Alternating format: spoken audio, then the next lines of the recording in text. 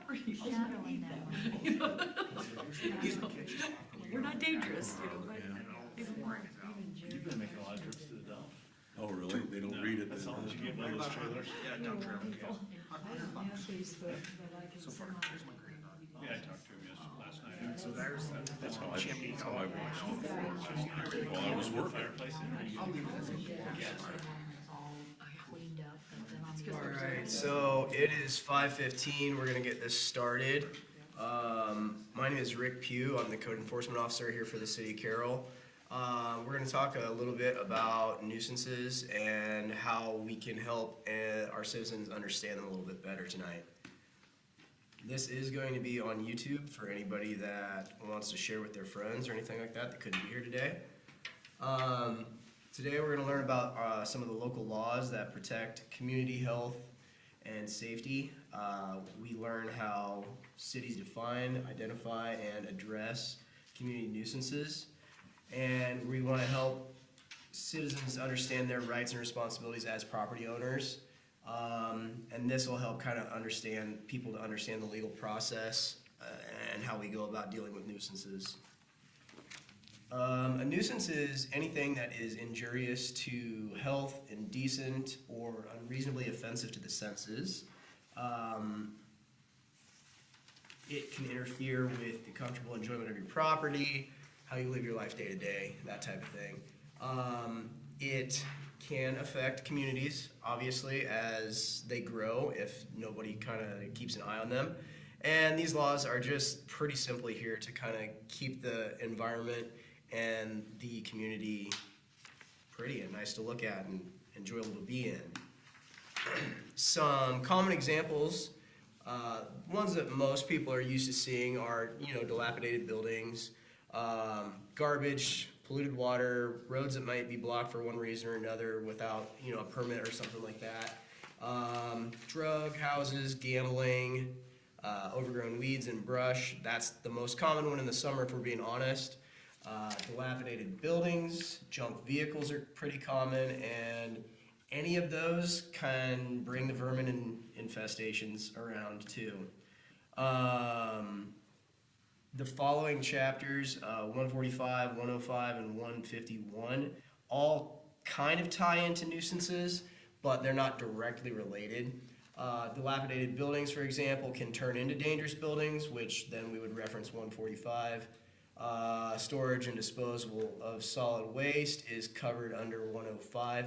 That covers like open burning, throwing garbage just in your yard and not taking care of it properly. And then 151 covers trees. There are certain regulations and ways that we can handle trees. We don't have a ton of power over trees, but we can kind of control how high they are over roadways, how high they are over sidewalks and stuff like that, so that way people can get around comfortably. The people that would identify nuisances would be myself or anyone really that works for the city or anyone that lives in the city for that matter. We take complaints and we can do it informally where you don't give a name, number, anything like that if you don't want to be singled out. We also do it where if you want to give your name and number, we're happy to do that as well. It often begins informally. My contact with the person in question or nuisance in question is generally informal. I will either call, knock on the door, something like that, just to try to have a conversation to help the people understand what the issue is and how they can rectify it before it becomes a bigger problem.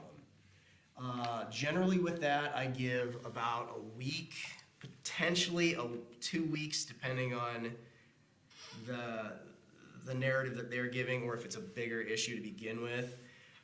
Once that time has elapsed, I will write a letter, and then we have a time frame in there where they have to abate the nuisance themselves, or the city will come in and take care of it for them.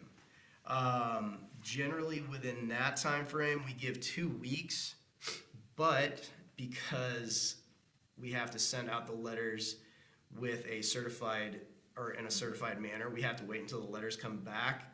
So it can take 3 to 4 weeks before everything's done. so that way we can get a warrant to actually go clean up the property.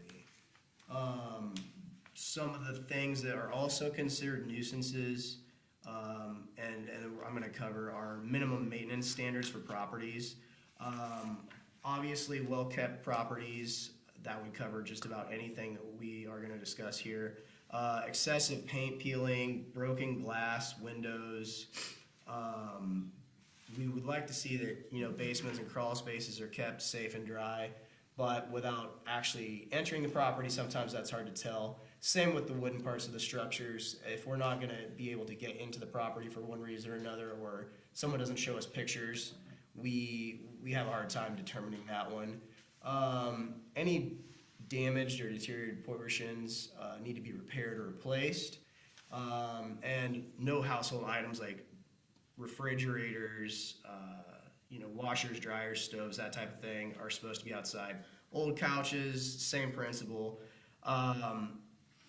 Sometimes those do sit on the curb for a little while in the hopes that somebody's gonna, you know, pick it up if it's not totally broken. Other times they try to get somebody to come out and clean it up or take it to the dump. Construction materials is another one. They have a limited time that they're supposed to be outside after construction is completed. During construction, you can keep it out there theoretically as long as needed. However, once it's completed, then you've got that 30-day window where you're supposed to get everything cleaned up. Some of the environmental nuisances would include, you know, vermin, possums, raccoons, stuff like that. Ash borer, Dutch elm disease, groundwater pollution. If you are working on your vehicles in an unsafe manner and you create massive amounts of pollution by dumping oil, whatever, in the ground. Pest infestations, bed bugs, cockroaches, fleas, that type of stuff. Tall weeds and grass are other environmental concerns. General nuisances that I've kind of briefly touched on would be buildings. City building officials will compile this list and stuff like that. This is kind of a double slide. I apologize for that. Most issues are policed in that informal manner, and that's kind of the easiest way to take care of things. Most people get it. Most people will want to comply and not really have the city have to get into their business too much and force their hand. One of the nuisances that I want to touch on a little bit more in depth is specifically grass and weeds in the summer, because they have a different kind of policy as to how they are abated. In a residential area, you are supposed to not have grass exceeding 8 inches. Undeveloped can be up to 12, business industrial 8 inches again, and then agricultural is 16 inches. The abatement process is pretty simple. We identify it by either driving around and seeing it with our own eyes or somebody calling in and complaining. We will door tag, phone call, or knock on the door and try to touch base with the property owner.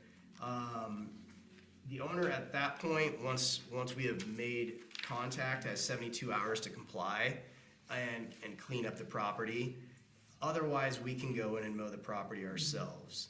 The costs at that point are administered to the property owner along with an administrative fee of $75. That is a little bit of a change from when I first started because we had to go through the entire abatement process, which again, as I said earlier, can take 2 weeks to a month to like get a letter sent out and get everything back. So by that time, the grass was either incredibly long or they'd already mowed it. So we kind of streamlined it to make it a lot quicker so that way we could handle the issue quicker and keep the community looking nice. There we go. Obviously, we reserve the right to file a municipal infraction if the issue isn't cleaned up, and those are usually under like egregious violations. We have yet to do one since I've been here. Other actions include mowing, cleaning it up, and then at that point, cost recovery would be billed to the property owner.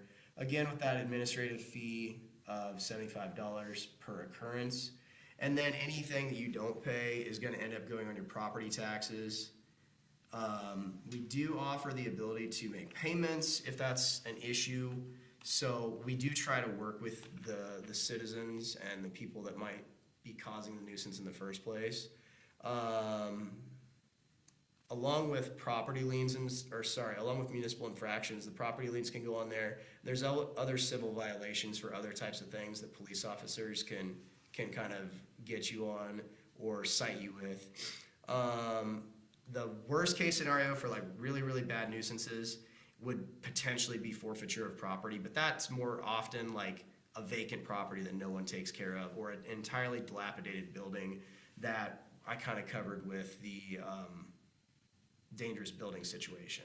So that would be that's never happened since I've been here, and I hope I don't have to do that. Property rights to the owners. You do have the right to request a hearing. You have the opportunity to contest the nuisance designation. And again, you have installment payments if you do have a judgment against you or we clean up the property.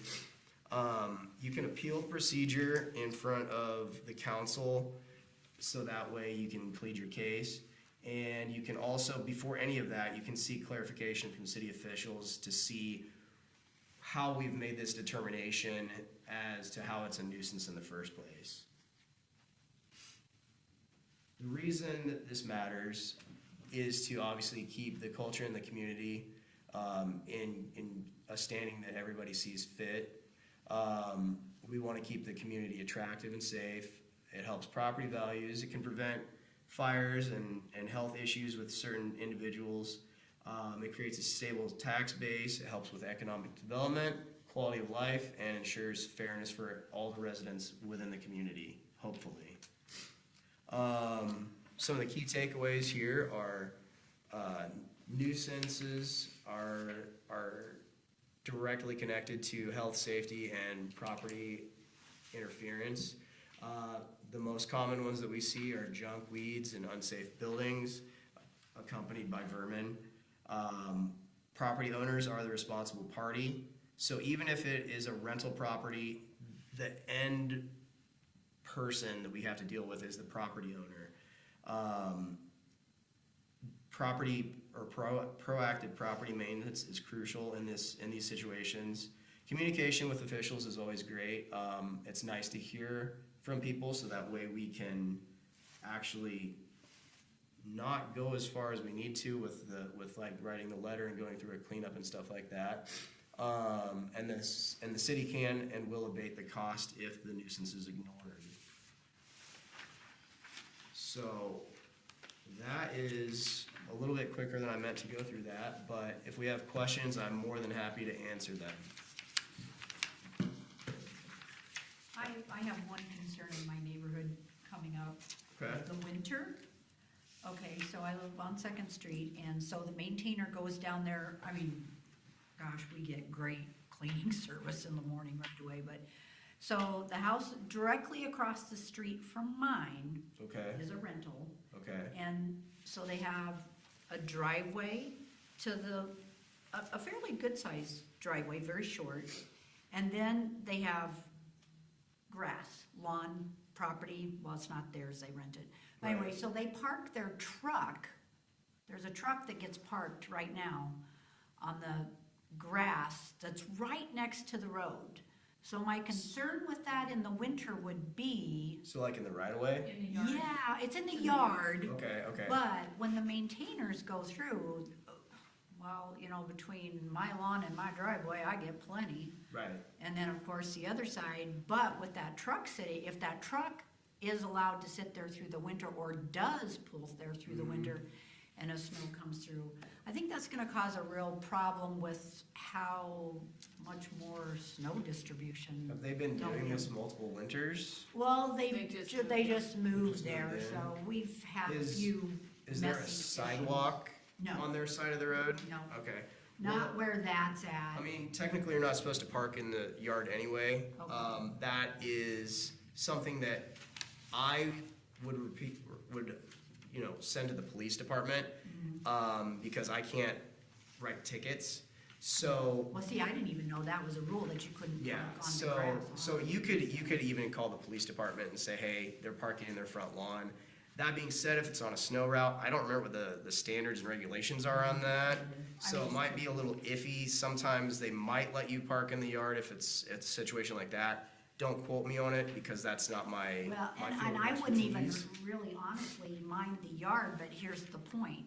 The road, the yard, and then there's a shed there, so that really just takes up where the snow goes when they Right. come by and maintain I it. totally So understand. that was why I was curious. Yeah, I totally understand your 'Cause this'll be concern in the there. winter for- And there's a junk vehicle sitting Right right behind behind where they. where they the park. You truck. got, I one on the don't have road. a pen, of course, but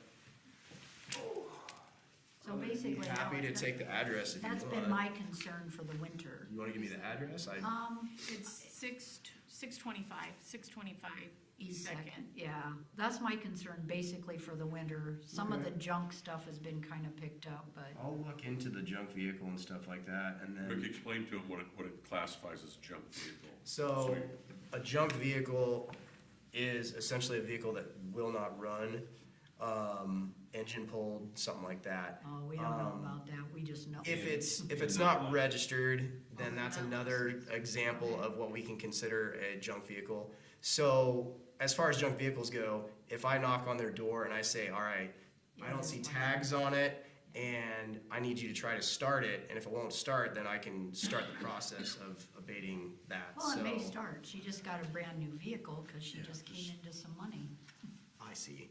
So again, I can still check into it, but those are the two main standards that we look at for like a junk vehicle. Well, it's been sitting there for what? Well, they moved it. 3 weeks? Well, after she got that first check, she got that car. Yeah. So But I it's mean, been for a sure, month. it's been, yeah. At least That a it's just month. been sitting there. They haven't Yeah, drove it at all. it may be Right. licensed, it's got Crawford County plates on it, cause it, originally. So you think it's still got current It may tags? still run, but it's just, you got the building, you got that car, then you got his truck sitting camping. I'm just worried about the winter, because we have a hard enough time getting out of our driveway sometimes as Right. it is without more buildup. Yeah, because there's no place to put it. Because there's no place for the snow to go.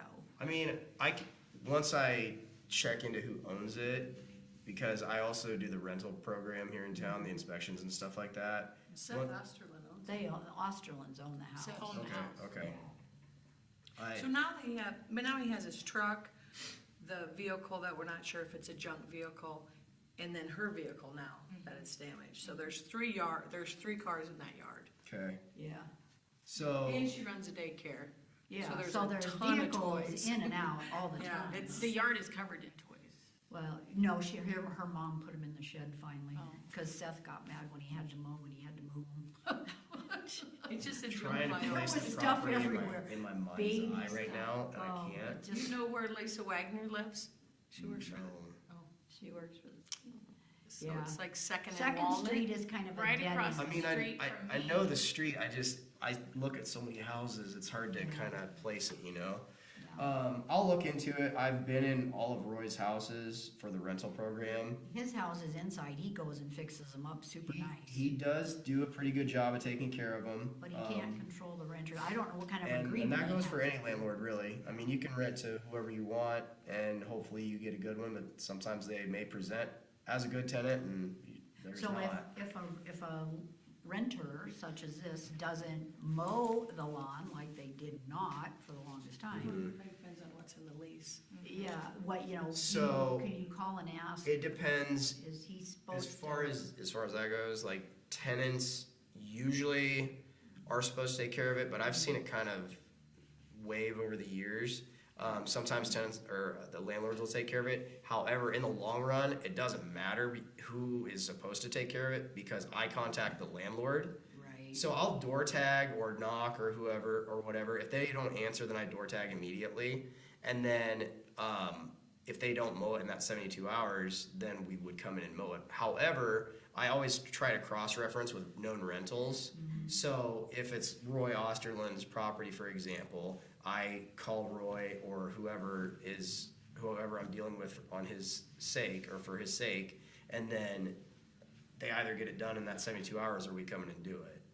Because So, we have 3 empty houses in our area, and one of them behind the one that I'm talking about, you guys did door tag it, because my dog is this tall and I couldn't find him in the grass yeah, walking him one day. I door tagged quite a few. But you this door summer. tagged that house behind that one Yeah. this summer, so. But the house we're more, that is a concern, this house that we're talking about.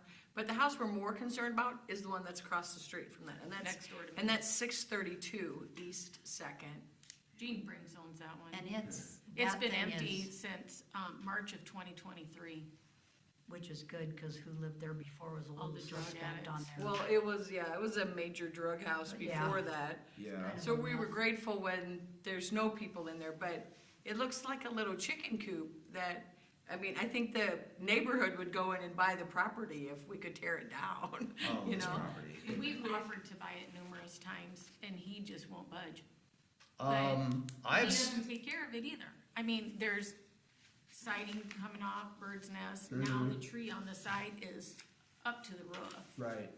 I mean, it's- We've looked at that one. Dan and I have both looked at that one. Chris has looked at it. Chris is our building inspector. We've all looked at it. And Is it while something- it is an eyesore, he does maintain the yard and he maintains I don't want to say bare minimum, because yes, obviously there are flaws, but how do I say this? So that one would pass, politically, basically, is what while I'm we can go in and enforce them because it is in the ordinances to clean that up or to fix a soffit or get rid of the bird's nest type issues, the long short of it is it's a very long road to do that, because we have to get the city attorney involved, and we can't just go in and contract with a contractor to take care of it. So it is a long issue, or a long road on that one, and more often than not, it becomes a very difficult matter to take care of. I don't know how to say that more politically correct or without ruffling feathers for anyone else. Gene has quite a few homes in town. that Right. are in the same So, category, So you- and none of them, they're not occupied, and he does the bare minimum, I'll say, on the lawn care and that type of stuff, and he says he's trying to sell them. I mean, Oh, I know, no. but he That's a has, lie. it's his property, so Yeah. he has his price, Right. and that's what And that's another thing we is, can't do anything about that. so the city can't impose fines until he takes care of the He issues does the minimum. There's nothing He that's does what he finable needs. He at this does what point. he Yeah, I needs. mean, it's, that's what we've It's tried such to a- impress upon. So not repairing the soffits or cutting down the tall tree that just happens Right. to grow on the side of the So- house. I guess, yes, you can do that, but again, that's a long road, and it's not easy. It's not an easy road. I don't know how else to say it. I apologize for not being able to word it correctly. I'm trying to be politically correct about it and not necessarily call anybody out on camera, since we're recording this. The simple fact of the matter is, yes, you can police it. We are in the early stages of updating our building codes to the more current ones that the state has adopted. Along with that is a property maintenance code, which makes it easier and quicker for us to theoretically go in and take care of things like that when there is an issue, for example, the soffit tree, et cetera, et cetera. The tree, I have a hard time calling that a nuisance while it's ugly and it's pressed up against the house, that type of stuff. It's not causing actual problems to your property, for example. The soffit, bird's nest, et cetera, stuff like that, it's ugly. The house is ugly, in your opinion, and we all understand that. He does the bare minimum to take care of the property, and this property maintenance code, in theory, should allow us to give him the proper notice if he does not take care of the issues, let's say the soffit and bird's nest, let's just single that out and say that. Then with this in place, after the council approves it, then we can make it a lot easier to contract with somebody and they can fix it. That being said, however, we have to police across the board. So let's say you have a bad winter in your soffit or have an issue too. Now, it's been 3 months and you're like, well, I need to get a contractor. Let's say I send you a letter and you don't get it done in that time. If you don't contact me, we could do the exact same thing to you. So we have to be fair and play across the board fairly. So that's kind of the point I'm getting at with that.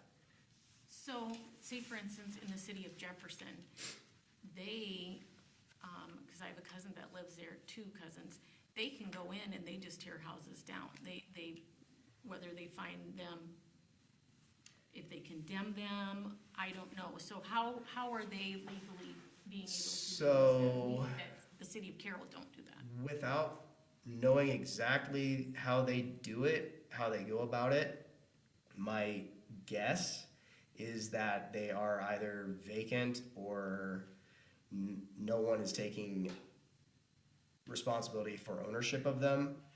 And at that point, there is a process under state law that you can, as a city, an entity, take the property and either tear it down, sell it to a responsible party to rehabilitate it if it's possible, or tear it down and sell it as a vacant lot, that type of thing. Kind of the same. They may not be doing anything, where Right. here, they're doing a very Right. minimal. This house isn't condemned. I mean, you guys said No, you've been in it, and right? we haven't been in it. No, we have not. You haven't been in it? I've been in it. I was gonna say, we can't just go in it. It's his property, Sure. unless we got a warrant to go in it. He won't let them, It- they tried. Unless we got a warrant to go in, there's no reason for him to let us in. It's not listed as a rental, it's just a house, he owns the Right. And we do have a vacant property program here in town where you have to register your properties if they're vacant. He has everything registered, and so we're kind of at a standstill with that property unless somebody is able to buy it. I do know with this specific property owner that other people have looked at other houses that he owns, and there was one that was acquired, and I've talked to the new property owner. They do intend to tear it down because it's kind of in the same condition. Another property was looked at by some contractors here in town for one reason or another, and they concluded that he wanted too much money. That was their opinion. I don't know what the house looks like inside, but that was their opinion. So it really just kind of depends on how much it's worth to you. If you are able to go up 5 or 10 grand and you can make that work, maybe that's the right number. Maybe that'll work for you. Maybe you could acquire the property. You've offered to buy it, but have you guys talked money? 25,000. Did he tell you what he wanted for it? That's it. It would take Oh, more he than that wants to tear it down. 25,000. 25,000. It doesn't really take 25 grand to tear a house down. No, it's Well, closer to it would cost us 13. 6 because we had somebody come look. So The lot is assessed at 12 or 14. I understand that, but again, that's the best answer I have for you in that regard. If you are able to acquire it, if you're able to make it work financially, that might be the best route to go. I'm not saying that we're not happy to help. I would love to do something with that property to bring it up to a nicer standard, but our hands are kind of tied right now because he has rights too. So, and he's meeting the bare minimum standards. Again, like I said, once the property maintenance code is kind of adopted, hopefully we can make some more headway with some of these other properties that have, a similar composition. If that's listed as a rental, you inspect rentals, Yes, right? Because I'm yes. a landlord. Yep. So have you inspected that house? It's not listed as a rental. So it's not listed It's as a a rental vacant anymore? property. He's got it listed as a vacant property, so he pays the fee annually for that. Yep. Hey, Rick, I have a question. Absolutely. And it's in your slide and summarizing 50.04, building maintenance. And some of the standards require having knowledge of the interior. But then we hear you can't go in unless the landlord lets, like, how do you look at basements, crawl spaces, must be kept dry, safe, and pest-free, and it's, you know, in the Right. code, and then et cetera, and if you don't follow all the criteria, then this is a violation of this section, and it is to be declared a nuisance. So how can you even enforce this part of our code if you cannot have access to the interior? I have another house across from Kemper. People have been talking to me about that they see I think I'm familiar with the animals house. coming and going, and I can't remember the address. But if that's a part of our code, the code is to be enforced, how can you do your job if you can't get in? Because having access to the interior is a big part of whether they are doing their building maintenance according to our 50. According to those standards, 50. yes. However, I will say, and I said this during the presentation, that's incredibly difficult to do.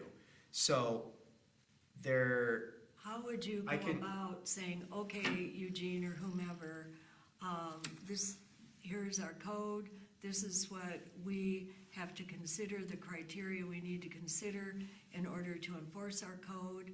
How do you gain access then to see what's going on? Because I remember, I've been talking to Carl about this property for, you know that, 'cause I've talked to her many times I've too. been nagging you too. Yeah, she and I have communicated for probably I 2 know, years. And I appreciate it very much, but how can, and Carla, when they went, she and John went and looked at it to make an offer, I think, Carla, correct me if I'm wrong, that you said that the sewage smell was really bad and you thought there may have been something wrong.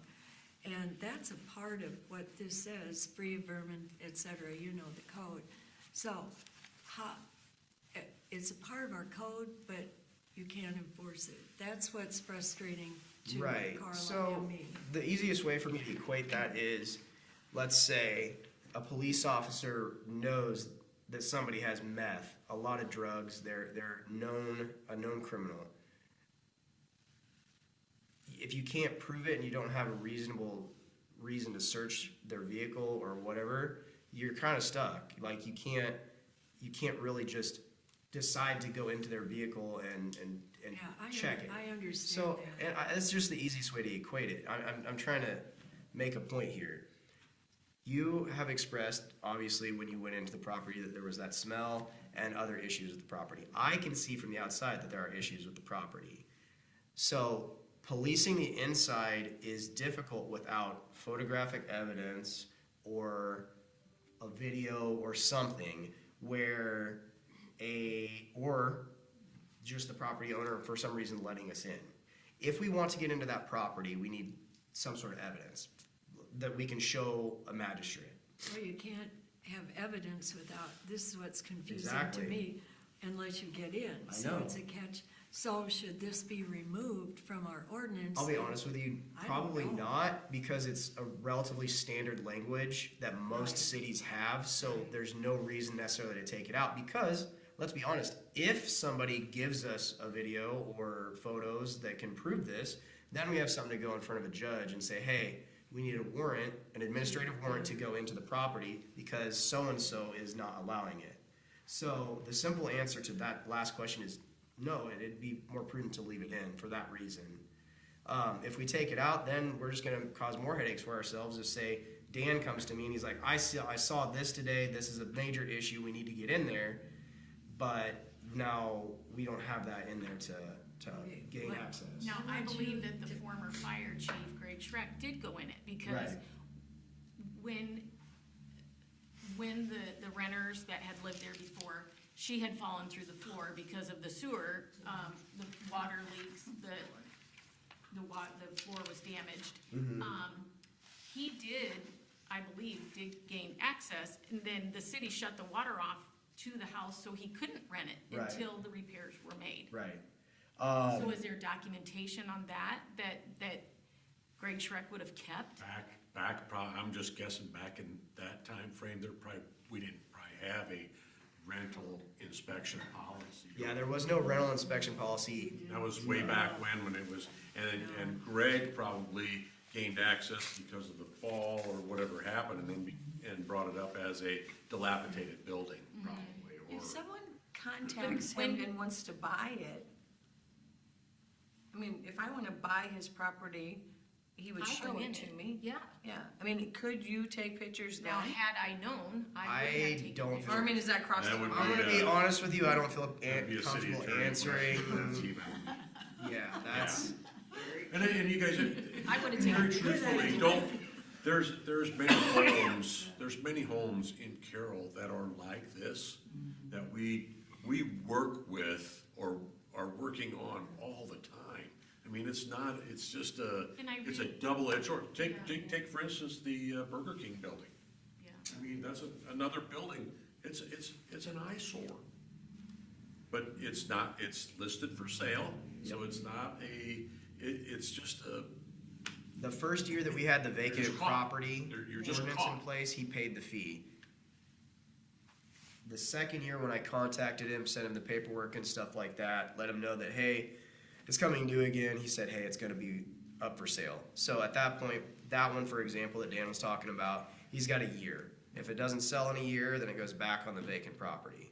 So that one has had nuisances in the past. I've cleaned that one up once since I've been here, and then we've had to have people go in and mow it. So a few times, all in all, with the mowing and the actual cleanup. So with that one, for example, one of the light poles or something like that fell over. So we went in and cleaned that up. We cleaned a bunch of junk and stuff up around the property that had accumulated over time. Excuse me, I'm sorry. there's a lot of, I mean, it's very disheartening because it's your next door neighbor, without a doubt. So it's not condemned, so we can't go that route. It's not really for sale, he's not gonna sell it, so. Well, he has said that he's actively trying to sell it, but yet nothing's ever been advertised in the paper. Never has there been a sign in the yard. Right. And there's been numerous times that we've offered to buy it. Now, he told you that he had talked to Joel that owns Running. Lamppost Running, Apartments, yeah. but yet that never, I mean, that's been 2 years. and Again, nothing I came will out of reiterate, that. he has it registered as a vacant property. So He's doing all he we needs to do. we can't go after him for the rental aspect of it. We can't go after him for having it not listed for sale because he has it registered as a rental property. Now, a vacant property. I misspoke, a vacant property. If he didn't choose to register it as a vacant property or rental, and he said, I'm gonna sell it, then yeah, he would need a sign in the yard, he'd need a sign on the window, something or a Facebook posting even. I would be more than happy with that as long as something was posted somewhere for the public to see. That being said, he's complying with the bare minimum, and again, our hands are kind of tied with that. So how long can he continue to register it as a vacant property and let it set? I would have to brush up on my vacant property. I haven't read it in a couple of Yeah, days. Rick, the code for a vacant property, I think we talked about this, you made me aware of it, states that it must be actively listed. And I'm just wondering, That's you if just mentioned, like Facebook or whatever, if it has to be actively listed for a certain amount of time, I'm just wondering what kind of proof does a property owner have to give you to show that it is actively listed? Right. Again, like I said, I personally, and Aaron or Dan can correct me if I'm wrong, but as long as there's a sign in the yard, window, a Facebook posting, or obviously a realtor, those are all Right, valid in my opinion. right, but. Now, it has to be registered, if he's not gonna register, it has to be posted for a year. So if he posted on Facebook, it's gotta sit there the whole year. And believe me, I do go through Facebook and check for rentals and houses for sale and stuff like that. Is he doing anything? Are you aware? As Has he far done as the anything? last discussion I had with Gene about his properties was that he is going to sell them over time, because he's you know, trying to retire, so to speak. So he's just So- verbally, there's no Right. concrete proof that Exactly. he's, The only concrete evidence that I have that he is working on selling any of the properties is the one, I believe, what was it? It was what was it, Northwest Street? On Northwest Street, he sold a property this last year. since our code says it must be, and it doesn't give examples, but he must be actively listing it, he or she, then, Again, Then you if it is go not to- registered as a vacant property. okay. So he has a 1-year window to not register it as a vacant property Okay. to avoid that $500 And he's fee. within that And window. then, no, he has it registered right now. Okay. It is currently registered. He has all, As All of his, vacant. all of his properties are currently registered, as long as they meet the criteria. So that one is registered, he has paid the fee. And as long as he continues to pay the fee, then he is in compliance. If he chooses not to pay that fee and talks to me and says, I'm going to sell it, I start the calendar day, if he talks to me tomorrow, I start, boom, 365 days, it has to be sold, it has to be listed for sale, otherwise, you're gonna pay this vacant property fee next year. And that's $500 for a whole year. It's $500 or it is a percentage of the property, Assessed value. yeah. yeah. Our- Plus he's paying property tax. Plus he's paying property And possibly taxes. insurance. Yeah, Now, I think Because he has to have- He has to have proof of insurance. he has to have proof of on it. insurance on So the he's- properties, they're- which he everything's has insured. done. He's complied with everything, he's showed me he's given me his documentation of all of that. So he's in compliance with everything I've asked him to do. So, again, that's kind of where we're at on those properties. It's just that you know what happens with You- all these vacant yeah. properties. Little critters don't like to be out in the cold I got winter. a question. Yeah. You're talking about this car in the front yard. Is the rules different for alleys than they are for right next to the street? Yes, I'd have to refresh on the parking ordinances and stuff like that, but no ifs, ands, or buts, you're not allowed to park in the right of way, for example, and you're not supposed to park in your front yard. The police officers can cite you for that, I think it's a $15 ticket, anyone can call that in. So if you see somebody and their truck's parked in the front yard and they do it all the time, feel free to call it in. As far as the backyard goes, there is a little bit more leniency on that. Again, it kind of falls into if the vehicle is a junk vehicle and we can prove it, not being registered, not running, tires are all off, that sort of thing. You are allowed to park in your backyard. But again, if I walk up to your door, knock on it, and ask you to prove that it can run and be drivable within however many time or however long, then I can't go after it theoretically, as long as you can prove that it can run. So, for example, let's say you've got a project car, you've got an old Mustang you're gonna put back together. You're allowed to work on it in that area, and we are allowed to give you a time frame to work on it and be done. So if you're like, it's gonna be done in 6 months, this is gonna be all cleaned up, no problem. If you go past that, then it can be a problem, and we can go after you for nuisance, that type of thing. Does that kind of make sense, answer your question? So do we have any options for the next step, or do we have to just wait it out? So the next step would be the property maintenance code, if the council approves that. Beyond that, up your offer to buy it from him at this moment. It's not a great answer, I'm sorry. When is it gonna go to the council? I mean, is it something that's being I discussed think right now, our code update right now is in, I forwarded it to Dave, a week or two ago, and he'll review all of what we're going through, because we're updating our building codes, all of our building stuff we're updating to get current, and we're adding the preventative maintenance, property maintenance That's code good, along yeah. with that in there. All that's tied together because it's all under the same umbrella. I am hoping to have it through before the end of the year. Or to get council approval before the end of the year, Right.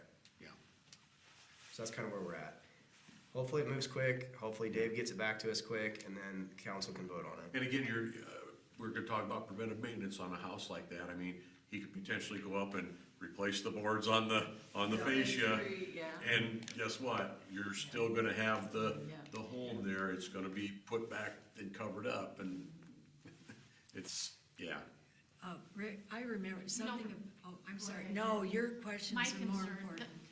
the biggest concern is, you know, if it looks decent, you know, if nobody's there, fine, because we haven't had the best renters either. Right, I understand. But, you know, I guess my concern is, as a taxpayer, you know, if my husband and I, have talked about moving, and the chances of us being able to sell our house with that being next to it, we're not gonna be able to sell it, because the next buyer's gonna be like, well, I'm not gonna look at that all the time, or I'm not gonna deal with that. So it really hurts us as taxpayers that we maintain our properties. Right. And if we choose to sell it and move, chances of us selling it are not the best, not the best. I understand that. Because I wouldn't buy it. I would not buy the house that I live in if I really had to look at that all the time. I understand. And again, I apologize, but we have a set, you know, we have ordinances, and I have to stay within those bounds. I understand that it may be difficult to sell if you were to sell, and it may bring your property value down for that reason. But again, I have set regulations I have to follow, and we can't just go after people to help you sell a house And I faster. think It's the just- rules for the Carroll are a lot stronger than they are for some other cities too. Well, yeah. You go to Storm Lake and it's all over the place in that town. I don't necessarily want to call any cities out as a professional, but I've been to some cities on my weekends, and I'm like, where is their code enforcement guy? I see junk, I see grass that's a foot tall, and I don't get it. So there are other cities with major issues. Yeah. I will say that Dan, Chris, and myself try to stay on top of stuff as much as we can. We all tell each other if we've seen something. We talk in the office. I'm more than happy to talk to any of the council members, obviously, as they come in, or Aaron, anybody. Obviously, I've talked to you in the past, so I'm happy to do that, and I do what I can.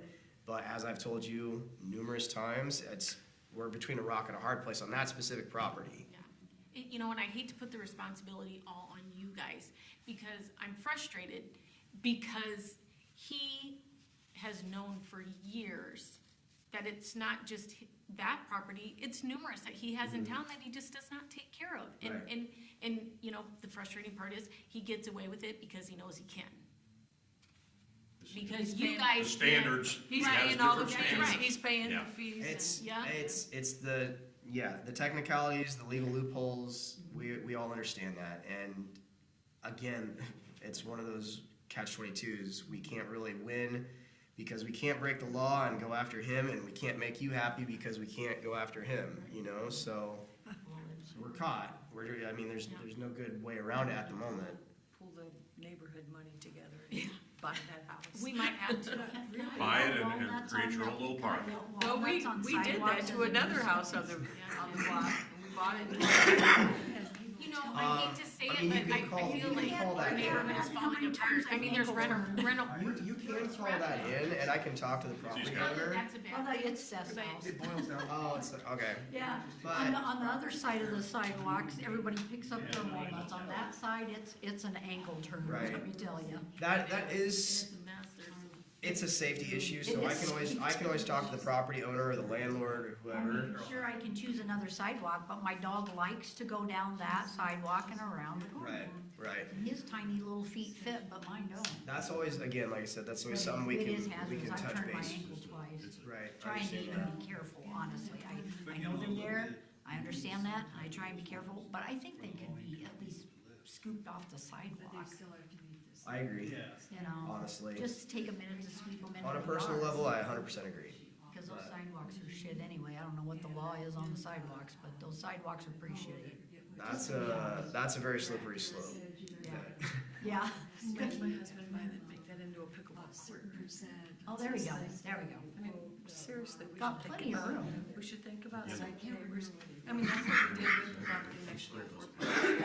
We went in with the neighbors and we tore that. Oh, I know, but I mean, even if it was, he still wouldn't have